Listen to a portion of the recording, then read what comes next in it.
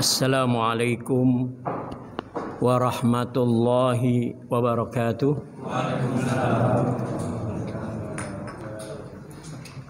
Syukran. Innal hamdalillah nahmaduhu wa nasta'inuhu wa nastaghfiruh wa nastahdihi wa natubu ilaih. Wa na'udzu billahi min syururi anfusina wa sayyiati a'malina. May yahdihillahu fala mudhillalah wa may yudlil fala hadiyalah. Asyhadu an la ilaha illallah wahdahu la syarikalah wa asyhadu anna Muhammadan abduhu wa rasuluh. Allahumma shalli wa sallim wa barik ala habibina nabiyyina Muhammad wa ala alihi wa sahbihi ajma'in, amma ba'd. Subhanaka la ilma lana illa ma 'allamtana innaka antal alimul hakim. Allahumma la sahla illa ma ja'altahu sahla. Allahumma yassir wa la tu'assir. Alhamdulillah, malam ini di pekan ketiga ya. Pekan kedua. Alhamdulillah kita dapat berkumpul. Ini berkat rahmat karunia dari Allah, dan juga Allah memberikan kita nikmat sehat ya, sebelumnya nikmat hidup, dan yang paling utama adalah nikmat iman.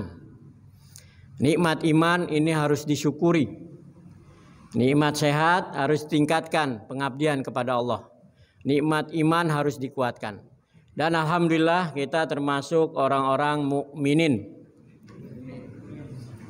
Dan terus ya, wahai orang yang beriman, bertakwalah. Wahai orang yang beriman, terus tunduk patuh kepada Allah. Wala tamutunna illa wa antum muslimun. Berapa pemimpin dari PKS meninggal husnul khotimah dalam keadaan Islam. Yang baru-baru ini adalah wali kota Bandung, Kang Ebet. Ini anak PII dulu, pelajar Islam Indonesia, kemudian aktif di perkumpulan Islam, maka dia mampu menjadi khotib.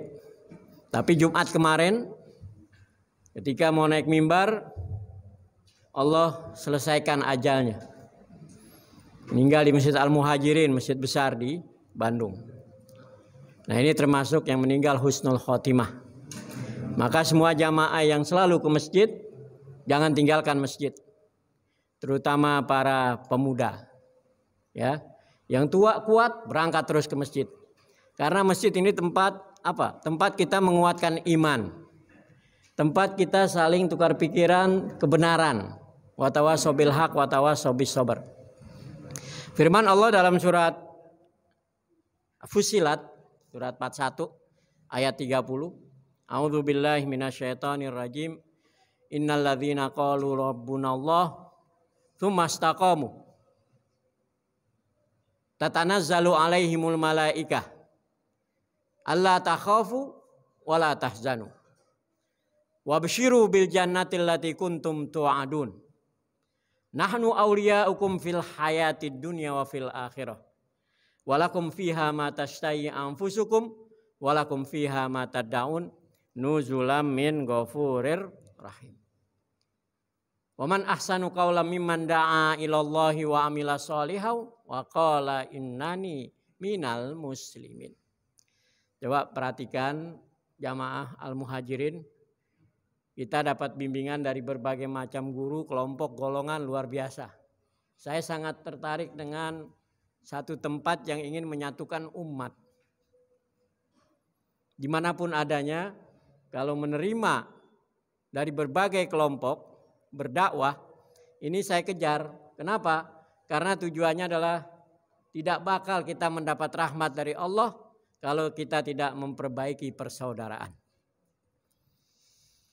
Maka asasut taqwa disebutkan dalam Al-Imran ayat 103. Ayat 102, ya ayyuhalladzina amanu taqullaha haqqa tuqatih wa la tamutunna illa wa antum muslimun. Haqqa tuqatih, sebenar-benar takwa itu yang mana? Ternyata dijelaskan di 103. Wa'tasimu bihablillahi jami'an wala tafarraqu. Berpegang teguh terus kepada tali Allah dan kalian tidak boleh bercerai-berai. Kalian tidak boleh berpecah. Ternyata sebenarnya hablum minanas. Ada yang kelebihan hablum minallah sama manusia cuek, bahkan sampai bermusuhan. Itu bukan haqqa tuqatih.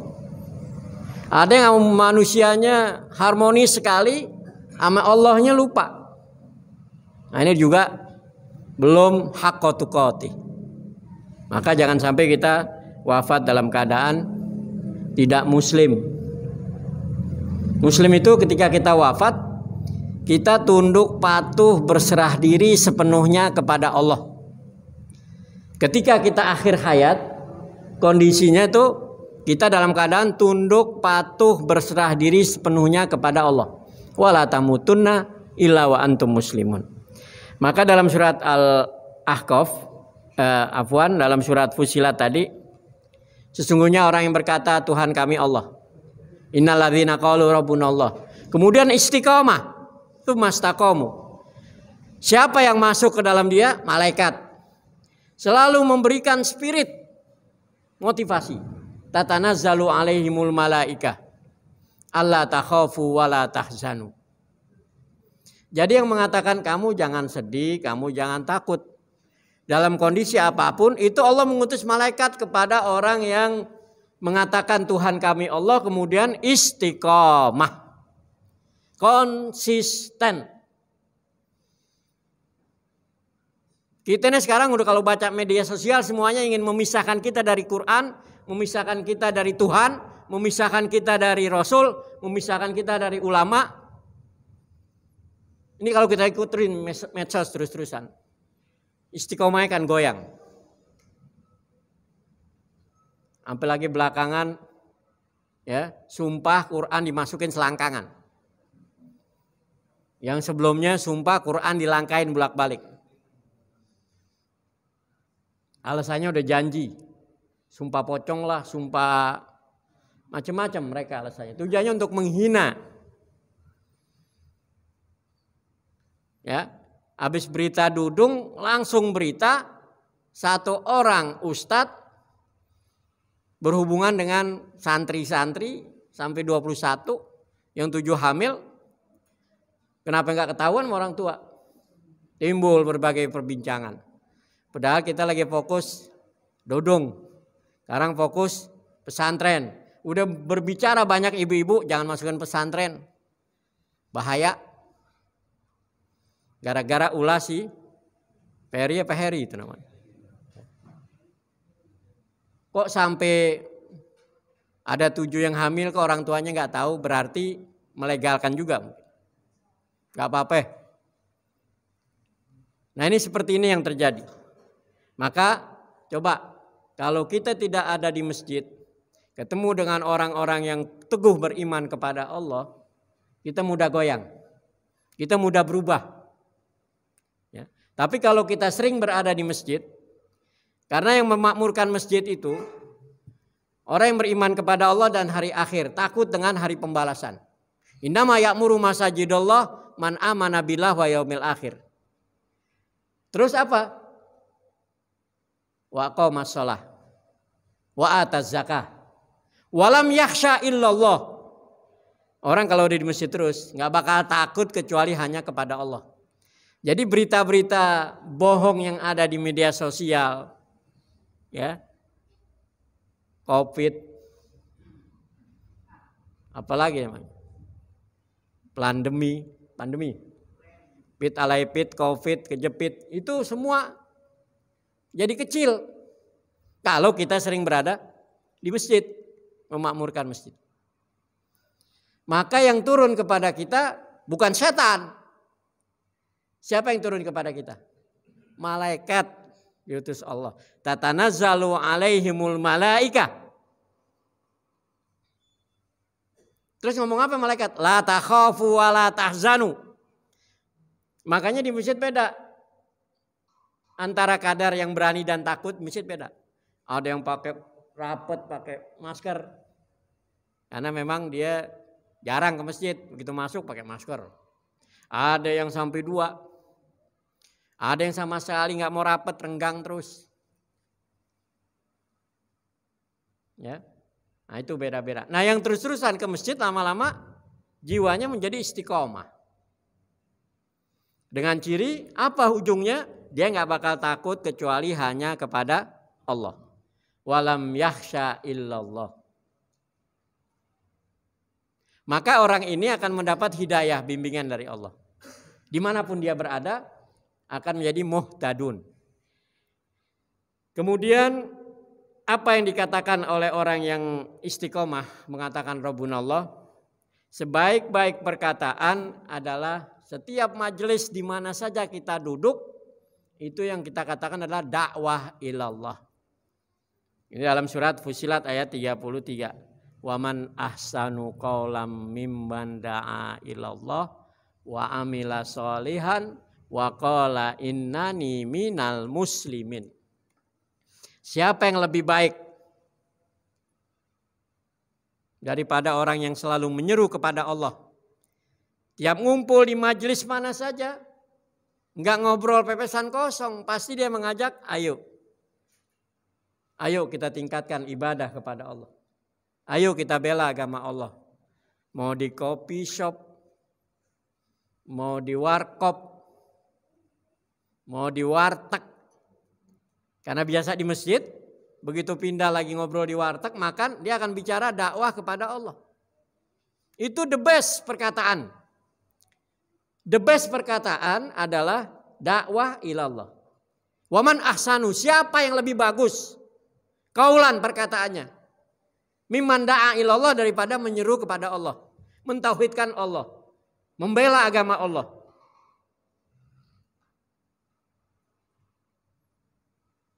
Tapi dibuktikan dengan amal soleh, wa amila solehan. Terus dia berani berada di mana saja, konsis dengan Islam. Wa qala innani minal muslimin.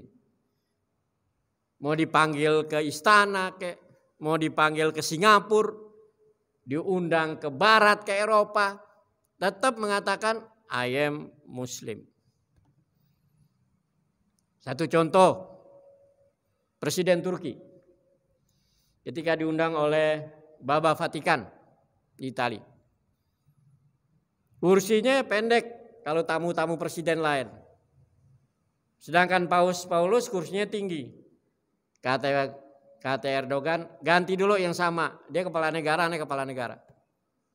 Dia ngomong sama ajudannya bilang, kalau kursinya sama, gue duduk. Kalau lebih kecil, hampir semua presiden, mau Clinton siapa aja, Amerika, mau George Bush. Kalau ngadepin paus, kursinya lebih kecil.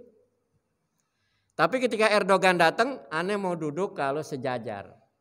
Karena kamu kepala negara, saya kepala negara. Itu contoh. Tetap mengatakan waqala innani minal muslimin. Waqala innani minal muslimin. Enggak nyerah di hadapan manusia. Nyerahnya hanya kepada Allah. Berserah diri hanya kepada Allah. Apakah kita sholat sudah diulang-ulang, sholat sunnah, sholat puasa, pergi umroh, haji, berubah enggak iman? Kok masih nyerah sama orang? Kok masih nyerah sama jabatan? Kok masih mengejar harta? Ayo Bu, kita kalau mengatakan Rabbunallah kemudian istiqomah, yang terus turun kepada kita malaikat. Sebaliknya, siapa orang yang turun kepada kita? Setan. Nah ini, ada orang yang turunnya setan terus. Kebalikan tadi, Rabbunallah tsumma istaqamu. Nanti saya jelaskan dalam surat Asy-Syu'ara. Ayat terakhir, ya. Siapakah orang-orang yang turun padanya setan? Nah ini kan bicara yang turun kepadanya malaikat. Kalau orang yang beriman dan istiqomah, yang turun malaikat.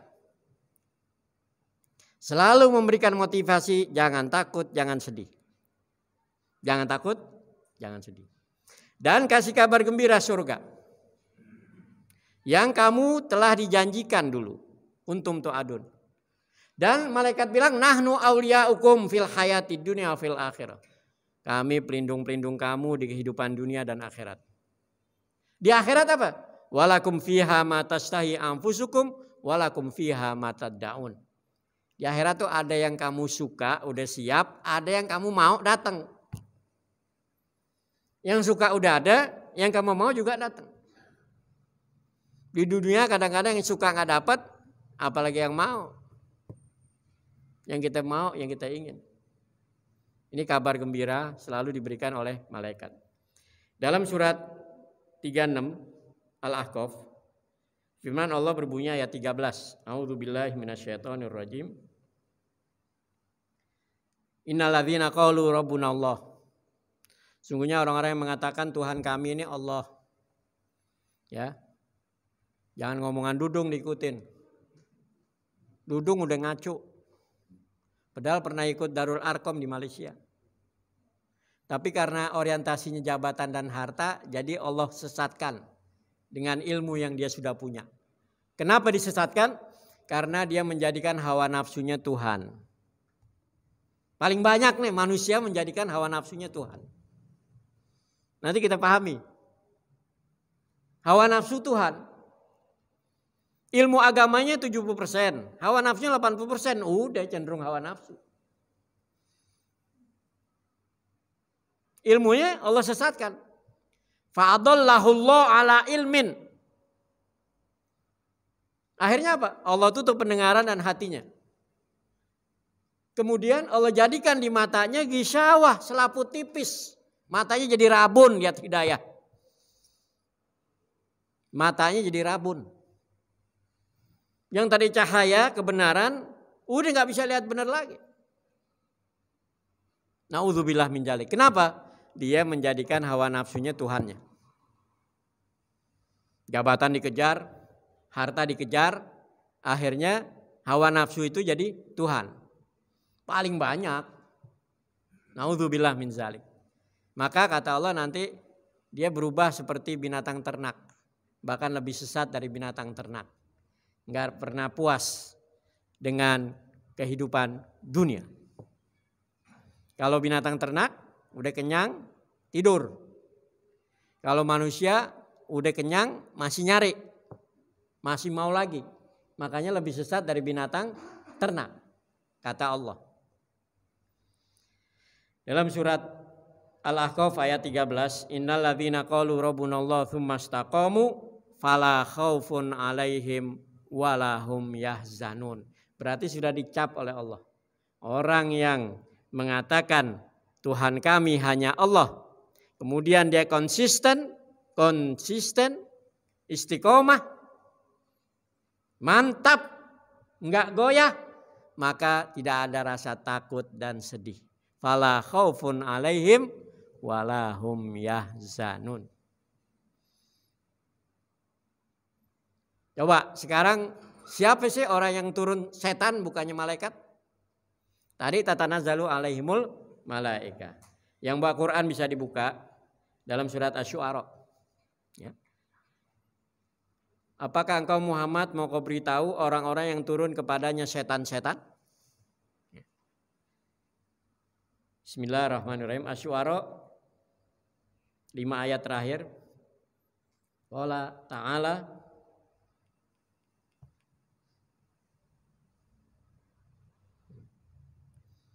ayat 221. Siapa yang mau baca? Boleh. Kita dengar bareng-bareng.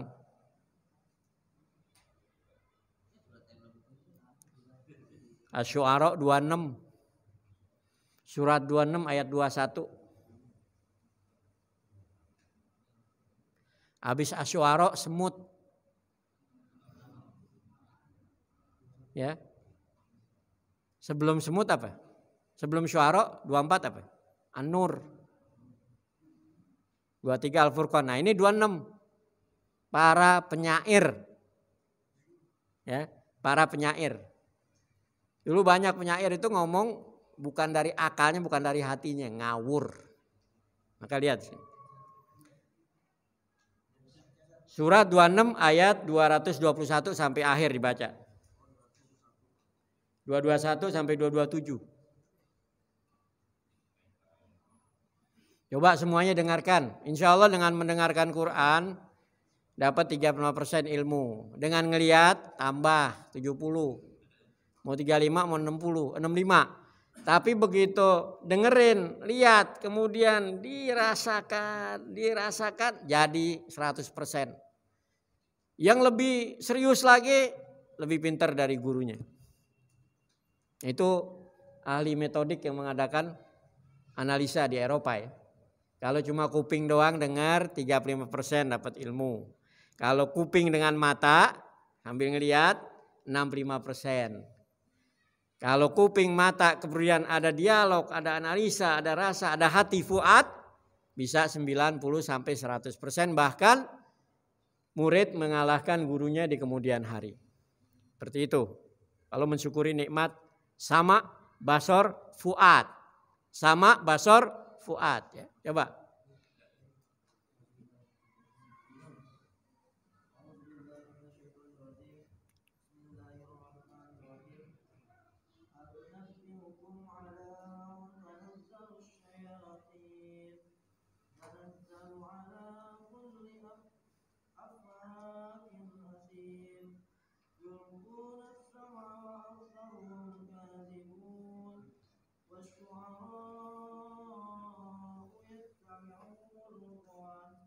Gawun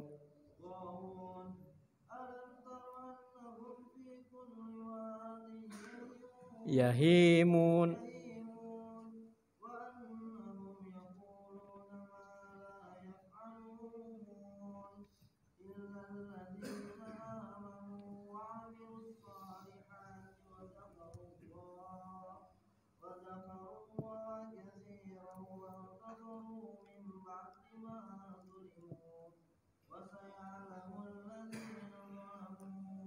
ayyamun qalabin ya ayyamun. Nah ini akhir surat Asy-Syu'ara surat 26. Jadi di sini kalau kita baca artinya, hal apakah aku beritakan kepadamu kepada siapa setan-setan itu turun? Tadi malaikat. Ya, tadi malaikat turun kepada orang yang mengatakan Tuhan kami Allah dan istiqomah, konsisten. Sekarang kalau gitu setan turun kepada siapa? Karena setan ini tidak menyekutukan Allah. Tapi aba wastakbaro, sombong. Sombong. Sombong ini penyakit paling utama yang merusak manusia. Contohnya setan. Setan tauhid, mentauhidkan Allah. Tapi dia aba wastakbaro, membangkang dan apakah aku beritakan kepadamu kepada siapa setan-setan itu turun? Jangan-jangan kepada kita semua nih. Coba. Tanazzalu ala kulli afakin athim. Setan itu turun terus kepada setiap orang yang banyak berdusta, pendusta dan banyak berbuat dosa. Apakah di antara kita ada yang enggak pernah berdusta? Kalau pernah berarti setan turun juga. Jadi setan turun itu, setan turun kepada setiap pendusta yang banyak berdosa. Afak itu berdusta. Afika ya'faku mendusta. Ya. Mendusta. Afak pendusta.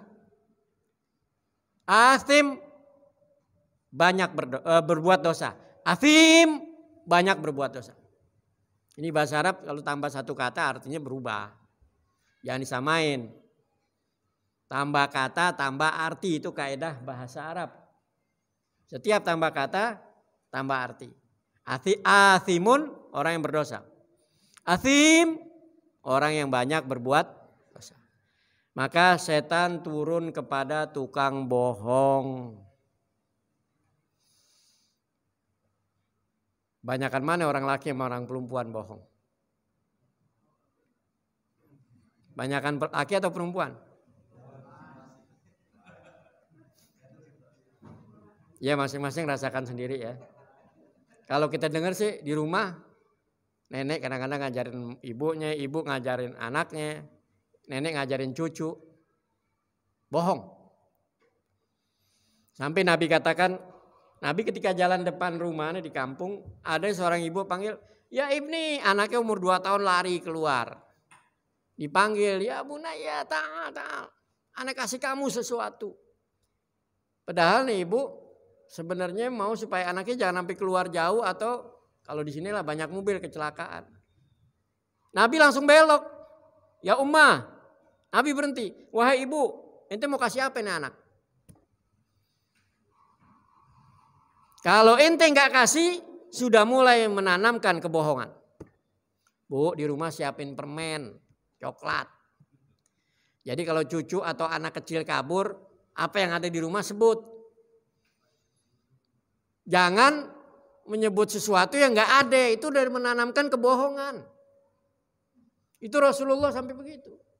Ditanya, ya Ummah, ente mau kasih apa? Anda mau kasih korma. Dia ada korma. Ya, kalau ente nggak kasih sesuatu, faqad kadzabti. Itu penanaman bohong dari kecil sudah mulai. Makanya anak kita Bu kalau jujur itu berani di kelas. Dan kalau jadi pejabat berani. Jadi anggota DPR berani kalau kita tanamkan kejujuran sejak dini. Beda dengan mereka yang dimanja, diselamatin dengan berbohong, akhirnya setan masuk sama kita. Banyak kita ajarin berbagai macam sifat bohong kepada anak. Maka jelas kalau dia mengatakan Tuhan kami Allah kemudian istiqomah, ingat terus kepada Allah, jujur, takut, maka malaikat turun. Sebaliknya, setan turun kepada yang banyak berbohong. Tukang bohong yang kemudian juga yang banyak berbuat dosa. Karena Imam Ghazali mengatakan ummul mungkarat al-kadzibu. Imam Ghazali ya. Induknya perbuatan mungkar adalah bohong.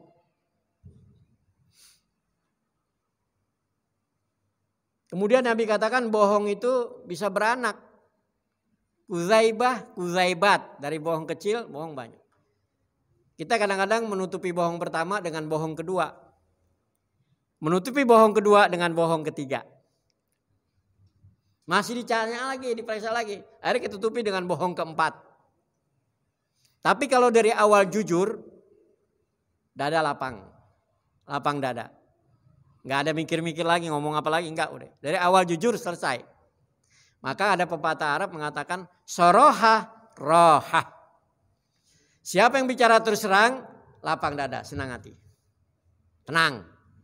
Terus terang, tenang. Nah itu mengatakan soroha roha. Tapi kalau bohong, nggak bakal tenang.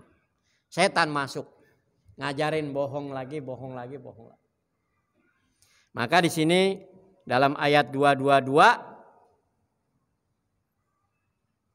mereka setan-setan itu turun kepada setiap pendusta yang banyak berdosa.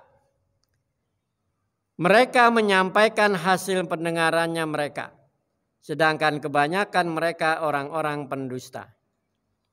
Dilempar ke kupingnya itu terus. Udah nggak usah takut, ngomong aja begini. Bisikan-bisikan setan. Setan itu dari jin, dari manusia. Makanya kalau kita bergaul di luar masjid, ketemu tukang bohong, udah kita seperti mereka. Jadi tukang bohong. Orang kalau masuk masjid rajin, berarti dia ingat Allah, dia takut, gak bakal berbohong. Maka di sini terus dilemparkan oleh setan pendengaran mereka, dan kebanyakan mereka pendusta.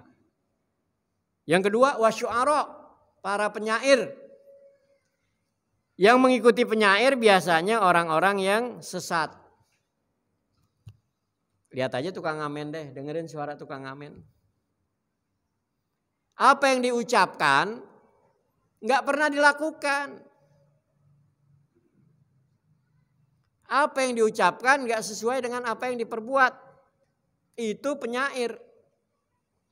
Maka di sini wasyu'ara diikuti oleh orang-orang yang sesat. Kadang-kadang kita kalau dengar lagu kemudian kita ikut nyanyi, goyang-goyang. Ya. Berbagai macam kata-kata dari hayalan. Maka di sini dikatakan wa annahum yaquluna ma la yaf'alun. Dan bahwa mereka mengatakan apa yang mereka sendiri tidak mengerjakannya. Itu penyair.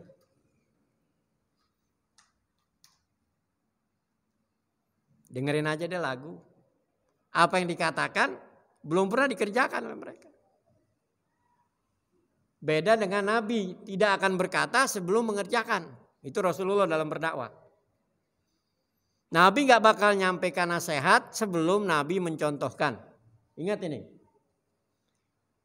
Kalau kebanyakan sekarang banyak menyampaikan nasihat tapi gak pernah dikerjakan. Sama juga penyair jadi. Apakah Nabi pernah marah mana kecil? Kagak. Karena Nabi akan contohkan dulu sama dia. Anas bin Malik qala ana hidup bersama Rasulullah 10 tahun. Rasulullah gak pernah bentak ana. Karena Anas anak-anak. Misalnya bikin kopi di gayung. Ya. Di gayung. Gak dimarahin sama Nabi. Besok diajarin. Jadi kalau bagi anak-anak jangan marah. Bahaya. Nanti ada yang menguatkan emosi kita supaya nggak marah, istighfar. Nanti kita baca ayat. Jadi ada kasus seorang suami istri punya anak balita. Mungkin tidak ada yang baca di WA. Beli mobil baru. Bagus, disayang mobil. Akhirnya suami istri berangkat keluar, dia nggak mau pakai mobilnya, naik motor. Karena mobil baru, anak ini coret-coret pakai sendok, pakai benda tajam. Jadi dicoret-coret muter. Pulang bapak ibunya. Marah sama pembantu. Kenapa ini mobil dicoret-coret baru beli? Kita belum pakai. Anaknya bilang, apa? Bagus gak gambar aku? Dia udah bosen tulis-tulis di kertas. Coret-coret di kertas. Mobil dicoret-coret. Alphard baru misalnya. Bapaknya bukannya senyum, diambil rotan, tangannya dipukul terus. Karena gara-gara tangan. Pukul. Padahal anak ini dengan polos mengatakan, bagus gak yang saya coret-coret di mobil? Akhirnya dipukul terus, gak berhenti karena bapaknya ini penyebab mobilnya jadi jelek, baret, ini tangan. Dipukul terus. Dan ibunya gak negor, senyum. Karena tahu anaknya salah. Akhirnya diskor nih anak, tidur sama pembantu, makan pembantu. Tangan udah bengkak semua ini. Balita bu, balita. Ya. Kan kalau Nabi gak bakal marah. Nah ini tipe orang yang sudah cenderung ke dunia lebih daripada segalanya. Setan masuk makan. Udah lama-lama busuk tangannya anak. Karena diskor 3 hari gak tidur sama bapak ibunya, ngintip. Lihat doang, ngintip. Akhirnya harus diperiksa di rumah sakit. Begitu periksa rumah sakit kecil gak bisa nangani, masuk di Cipto, ternyata harus dipotong dua-duanya tangannya. Diamputasi karena kelamaan busuk. Anak itu bilang bapaknya, ayah kembalikan tanganku, aku tidak akan coret-coret mobil lagi. Tinggal menangis bapaknya, menangis ibunya. Anak tetap polos, kembalikan tanganku. Dia pikir ayahnya yang ambil karena coret-coret mobil. Padahal udah diamputasi 2. Kenapa terjadi demikian? Karena setan masuk. Enggak ingat Allah ketika dia melihat mobilnya dicoret-coret. Ketika kalau kita istighfar, melihat anak coret mobil, kita istighfar aja. Astaghfirullahaladzim. Akan ada rahmat dari Allah. Akan ada kekuatan, menambah kekuatan yang ada pada kita. Akan tambah kenikmatan, apa nikmat yang kita miliki. Buka surat Hud ayat 3. Coba banyak istighfar bu. Jangan sampai kita masalah kecil makanan ditumpahin, anak kita gaplok. Karena kurang istighfar. Ya, Hud ayat 3, surat 11.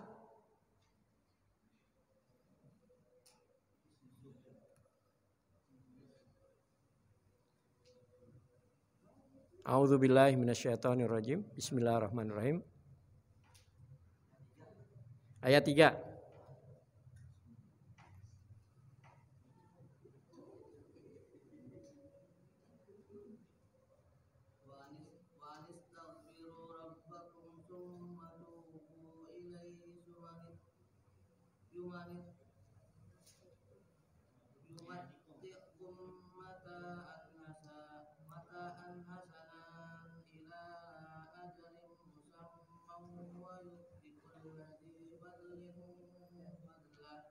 Wa in tawallaw fa inni.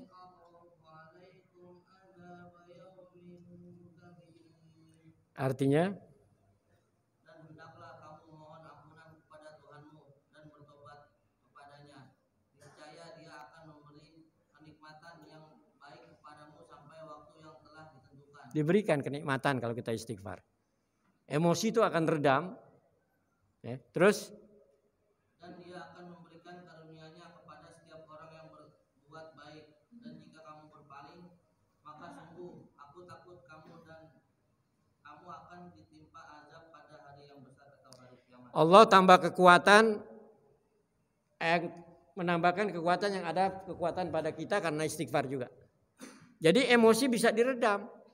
Kita nggak bakal marah sama anak kita atau marah sekedar ucapan, nggak sampai emosi memukul. Hud 52 lanjutannya.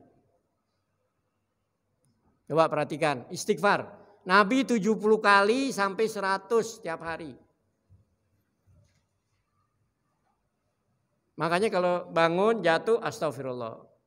Senggol pintu astagfirullah. Ya, banyak istighfar. 52.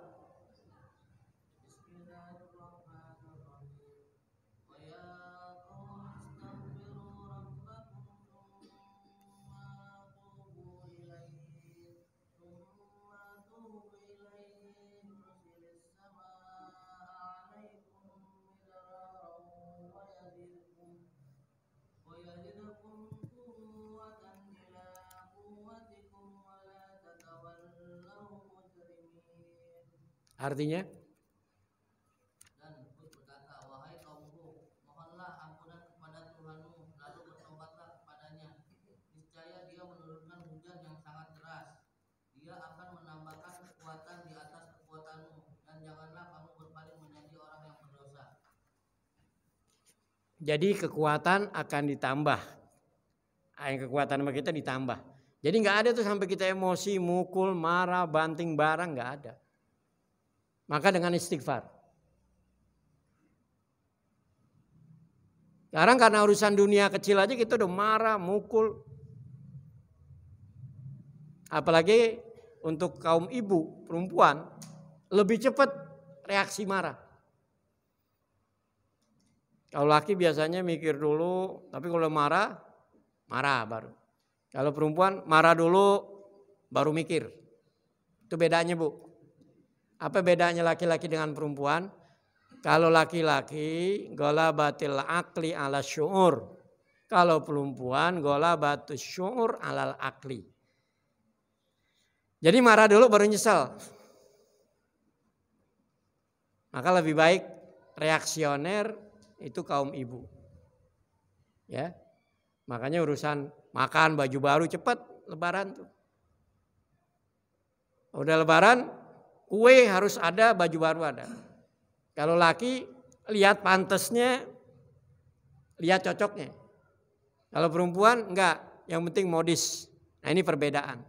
Karena golabatus syu'ur alal akal. Maka pertemuan laki dengan perempuan, nah itu kalau bisa cinta kasihnya penuh, ada sakinah. Tenang ada. Makanya dua-duanya harus saling berpenampilan yang menarik satu sama lain. Kemudian apa tugas wanita? Taat. Apa tugas laki-laki bertanggung jawab, mengamankan, mengayomi. Nah, kalau 2 itu cukup, udah ada sayang. Ada cinta, ada sayang. Nah, insya Allah dengan banyak istighfar kita mampu mengendalikan hawa nafsu, emosi. Insya Allah mulai saat ini mau tidur istighfar, bangun tidur istighfar. Ya. Lihat gelas jatuh istighfar. Banyak istighfar insya Allah. Karena Nabi saja sebagai uswah hasanah ya 70 kali sehari. Makanya rahmat datang kepada Allah. Istighfar itu sama juga zikir, Bu, ingat Allah jadinya. Karena dengan istighfar itu kita ingat Allah, kita nggak akan berlaku kasar kepada anak kecil, cucu dan sebagainya. Seperti yang terjadi kepada keluarga tadi, baru punya mobil baru saja, anak akhirnya diamputasi kedua tangannya. Dan anak itu pun balita, di bawah 5 tahun. Nauzubillah min dzalik. Mungkin dibuka pertanyaan sampai Isya, karena kadang-kadang dengan dialog kita akan lebih tentram apa yang mengganjal dalam diri kita. Dipersilakan.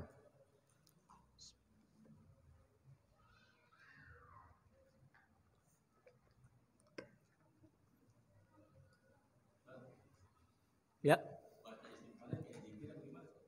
Istighfar aja. Enggak. Kecuali kayak fenomena bangun tidur, habis sholat.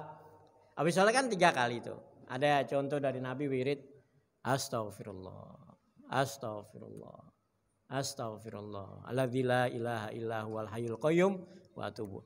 Kalau sehari habis sholat 3 kali udah 15. Kalau habis sholat sunnah tambah lagi bisa lebih. Nah ini bangun tidur, mau jalan, ya, mau masuk ruangan. Jadi sama juga zikir tuh, ingat Allah dengan istighfar. Istighfar. Ya, insya Allah dapat rahmat. Karena rahmat itu didapat setelah istighfar. Sampai kita mati pun didoainnya begitu, Allah maghfir lahu warhamhu. Jadi kalau nggak istighfar nggak dapat rahmat. Ya Allah, ampuni dia dan beri rahmat. Jadi kalau banyak istighfar, tatanazzalu alaihimul malaika alla takhafu wala tahzanu. Kemudian ayat lain tadi fala khaufun alaihim wala hum yahzanun. Al-Aqaf. Ya. Ya.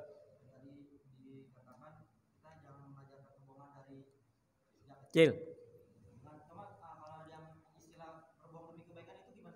Contohnya.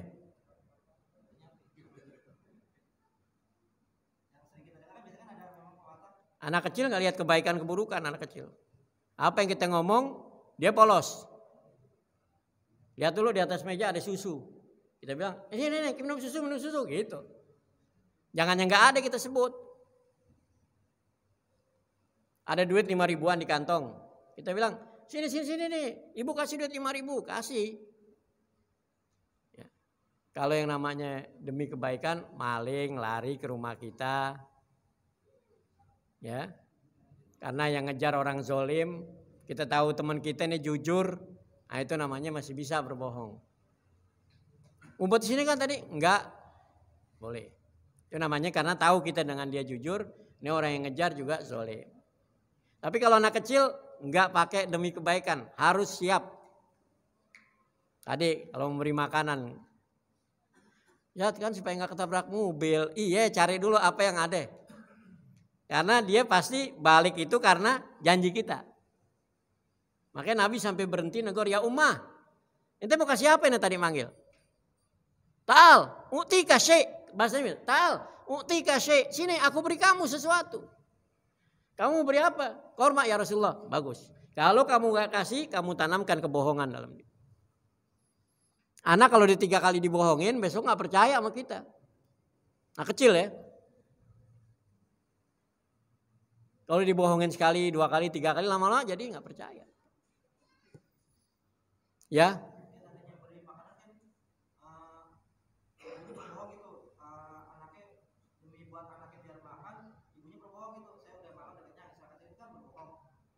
Oh iya itu kebaikan.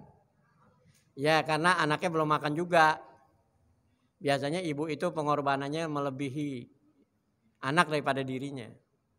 Karena anaknya belum makan. Kalau anaknya udah makan, bagi dua.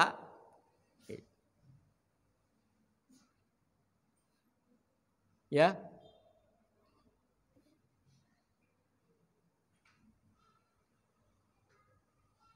Bu, udah ibu aja yang makan. Enggak, ibu sudah, bohong kan. Dia tahu anaknya lapar pulang sekolah. Ya, masalah kuzaibah, bohong kecil. Karena bohong itu nanti menjadi nuktoh hitam dalam, kalau kita berbohong, titik satu hitam. Sampai banyak berbohong, jantung kita jadi hitam, hati kita tertutup hitam. Maka di ayat dikatakan surat Al-Mutaffifin, kalabal rona ala kulubihim makanu yaksibun. Makanu yakdzibun, kalla sekali-kali tak, bahkan menjadi hitam. Rona, selaput hitam dalam hati mereka. Karena sebab mereka berbohong. Jadi lama-lama orang berbohong itu hatinya jadi hitam. Nukto sauda, jadi rona. Kalabal rona ala kulubihim makanu yaksibun. Sifat buruk yang pertama disebut di Quran bohong. Al-Baqarah. Ya. Fi qulubihim marad. Fazadahumullahu marada. Walahum adzabun alimum bima kanu yakdzibun. Munafik karena apa? Bohong. Sekarang ini tahun penuh kebohongan. Dari mulai pucuk pimpinan, menterinya, bohong semua banyak. Emang Nabi bilang, saya sanawat khadda'at. Akan datang kepada kalian tahun-tahun penuh kebohongan. Vaksin corona ada bohong, yang bikin ini jadi bohong juga. Karena demi menyelamatkan dari kebohongan pertama kalau tadi. Karena berbahaya. Sanawat khadda'at. Nah ini sekarang kita rasakan. Di berbagai aspek kehidupan sudah banyak kebohongan-kebohongan. Maka ketika itu Nabi katakan kepada sahabat, kamu wajib kembali kepada Quran. Ya. Apa perintah Nabi? Iqra Quran wa tabi' ma fihi. Baca Quran, ikuti isinya, udah selamat. Tadinya bahas masalah khilafiyah biar bersatu, tapi karena terlintas langsung masalah menyelamatkan kebohongan jadi berubah. Insyaallah di lain pertemuan. Ya. Masalah khilafiyat apa sebabnya, kemudian jalan keluarnya kita harus bersatu, enggak ada jalan lain. Ya. Ada yang ditanyakan lagi? 1 menit lagi Isya.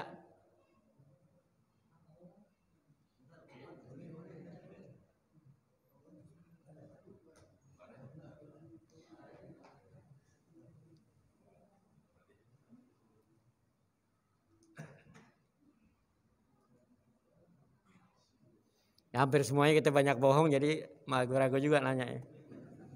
Pernah bohong artinya ya. Insya Allah banyak istighfar, zikir, ingat Allah. Lama-lama bohong kita tinggalkan. Karena ketika banyak bohong, yang turun siapa? Setan. Turun setan. Tapi kalau kita teguh, Tuhan kita Allah, yang turun malah malaikat. Wahai para pemuda, banyak ke masjid. Bergaul dengan orang yang banyak ke masjid, nanti akan berubah sikap, kita tidak takut kecuali hanya kepada Allah. Semua jadi kecil ya. Subhanakallahumma bihamdika asyhadu an la ilaha illa anta astaghfiruka wa atubu ilaik. Assalamualaikum warahmatullahi wabarakatuh.